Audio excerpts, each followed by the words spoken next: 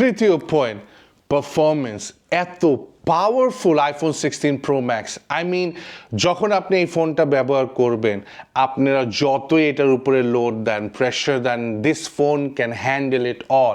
আপনার একটা নর্মাল ইউজারের জন্য এটা খুবই ইম্পর্টেন্ট। এখন অনেক অনেক কাজ আপনারা ফোন থেকে করেন, আপনাদের টাকা পাঠানোর থেকে ব্যাংকের কাজ, বিল পেমেন্টের কাজ, আপনাদের নিজেদের পাওয়ার পয়েন্টের কাজ, এক্সেলের কাজ, পিডিএফের কাজ, কত কি সবই এখন ফোন থেকে আপনারা করেন। তো সকল জিনিসপত্র এই ফোন দিয়ে করতে পারবেন, আর কখনোই মনে হবে না যে এই ফোনটা ল্যাগ খাচ্ছে বা লাইক পাওয়ার এনাফ নাই। কখনো এই পাওয়ারটা একদম ইনভিজিবল, মনে হবে যে এটা মাখনের মতো আর কি সব কিছু হ্যান্ডেল করছে, যেইটা খুবই ইম্পর্টেন্ট একটা নর্মাল ইউজারের জন্য। আর একটা ক্রিয়েটারের জন্য যে পাওয়ার এই ফোনে প্যাক করা, মাঝে মধ্যে আমি যখন অন্যজনের দেখি ল্যাপটপ বা অন্যজনের আইপ্যাড বা অন্যজনের নর্মাল প্যাড, আইপ্যাড না ট্যাব ব্যবহার করে, এত স্লো মনে হয় এই ফোনটা ব্যবহার করার পরে।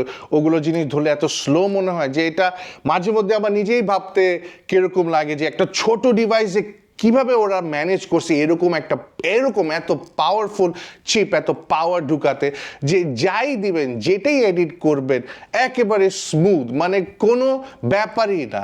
এই জন্য এটা খুবই ইম্পর্টেন্ট বোথ নর্মাল ইউজারের জন্য আর ক্রিয়েটরদের জন্য।